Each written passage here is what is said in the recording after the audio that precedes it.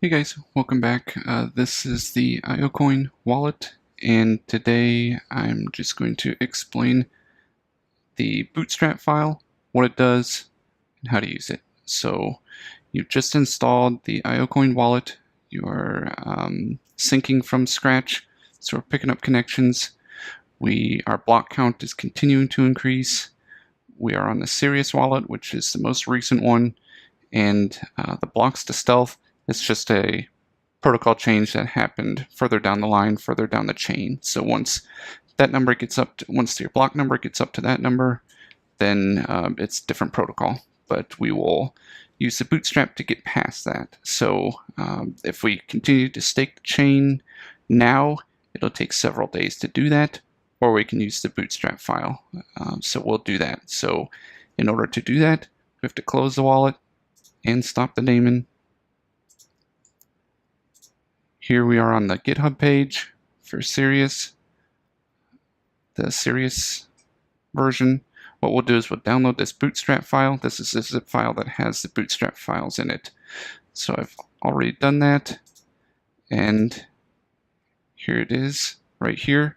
I've gone ahead and unzipped it, and so that's the file that I was in already, or the folder. So we'll just pick that folder up here.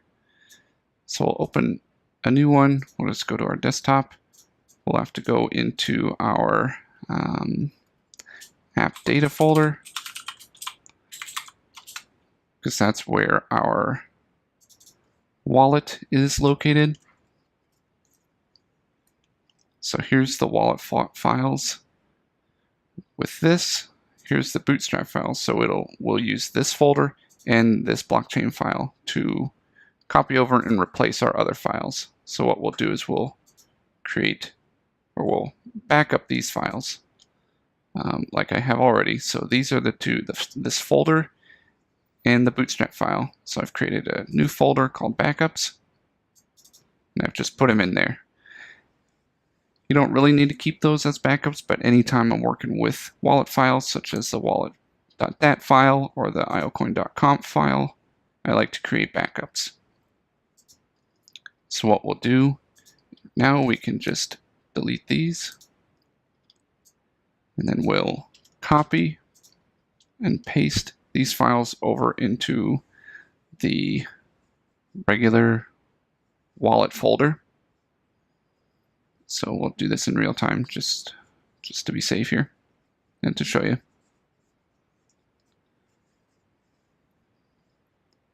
So then once it's done copying, then we no longer need these files over here, so you can delete them, whatever. But I would just keep them until we fire up this wallet again. So I've just pinned it to my taskbar just to make the video easier. So we'll start up the wallet, go into load recent. We'll choose the same folder because that is our folder there. And so once we click it, now with the logo pulsing, it is loading your blockchain files. So this will take a couple of minutes, just depending on your system. And so we'll join back up whenever this has completed and opens the wallet. So we'll join back up then.